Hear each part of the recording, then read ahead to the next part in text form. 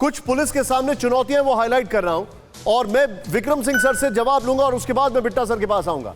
यहां पर देखें आप, जैश उल हिंद राष्ट्रीय सुरक्षा के सामने बड़ी चुनौती। अब जरा ध्यान दें, मुंबई दिल्ली के आतंकी कोरोना काल की वजह से अपनी पहचान छुपाने में कामयाब। नेक्स्ट, आतंकियों द्वारा टेलीग्राम ऐप का इस्तेमाल, पुलिस की साइबर सेल के लिए नई चुनौती। जैश उल हिंद का बिटकॉइन के जरिए फिरौती मांगना, जैश उल हिंद के हाईटेक होने का सबूत। 1 महीने के अंदर दिल्ली मुंबई में एक नए आतंकी संगठन का पुलिस को सीधी चुनौती देना देश के लिए बहुत बड़ा खतरा। सिर्फ इस ग्राफिक्स के साथ, नथिंग एल्स। मैं विक्रम सिंह सर के पास आऊंगा। सर, 3 बड़े फैक्टर्स। पहला, कोरोना काल में हर कोई मास्क पहनता है और बहुत जल्दी लोग गायब हो जाते हैं। दूसरा, जो हमारे सामने एक बहुत बड़ी चुनौती है, bitcoin, Telegram app, they are very high tech, बहुत ज्यादा हाईटेक हैं ये लोग। तीसरा, और ये मुझे बहुत ज्यादा परेशान कर रहा है, कि वो अपने मंसूबे में, अगर ये वही आतंकी संगठन है, तो देश के 2 बड़े हाई प्रोफाइल लोकेशंस को दोनों अलग अलग जगह पे अपनी मर्जी से, अपने तरीके से, अपनी टाइमिंग के हिसाब से इन्होंने अपने प्लान को एग्जीक्यूट कर दिया। Your take sir. Nishan ji, आपने the art of war by Sun Tzu को कोट किया। ये 4th जनरेशन वॉरफेयर है, जिसमें अपराधी सोचता है कि हम पुलिस से, इन्वेस्टिगेटिंग एजेंसी से एक जनरेशन आगे हो जाए।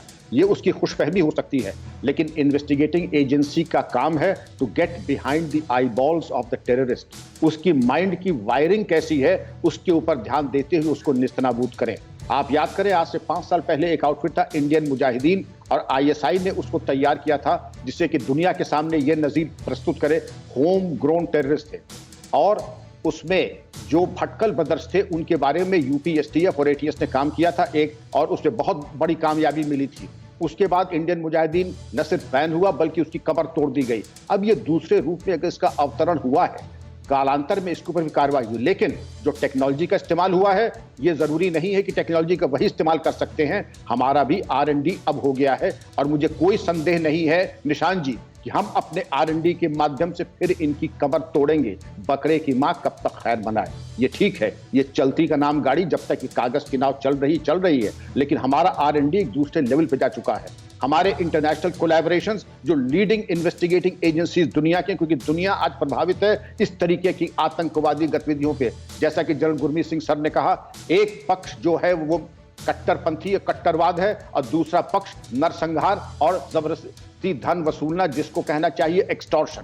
तो ये चीजें अगर हैं तो ये केवल भारत की समस्या नहीं, विश्व की समस्या है। और इसीलिए जो बेस्ट ब्रेन्स इन्वेस्टिगेशंस के हैं वो कोलैबोरेट करेंगे। जिसको वो कंफ्यूज करना चाहते थे, तो अब उन्होंने कोलैबोरेट के लिए हमारे लिए कह दिया। जिसको वो कहते थे कि दूसरे की जमीन पे ले जाकर के युद्ध शुरू करें, तो ठीक है, दूसरे की जमीनों पे जा करके हम लोग उससे कोलैबोरेट, और ऐसा एक रोड मैप तैयार होगा जिसके माध्यम से इनको निष्क्रिय किया जाए। इसके पहले भी अगर आप याद करें, आखिरी सेंटेंस मेरा है, इंडियन मुजाहिदीन का जो शब्दों का चयन और भाषा और शैली और सिंटेक्स और ग्रामर था, लगभग वैसा ही है जैसा कि ये भ्रम, आतंक और लोगों को धमकाने का। अगर आप पुराने लेटर्स निकाल लें इंडियन मुजाहिदीन के, थोड़ा सा कॉमा फुल स्टॉप का अंतर हो सकता है, लेकिन इसने पर्चा आउट कर दिया कि इसकी पेडिग्री क्या है और इसका बैकग्राउंड क्या है। निशान जी।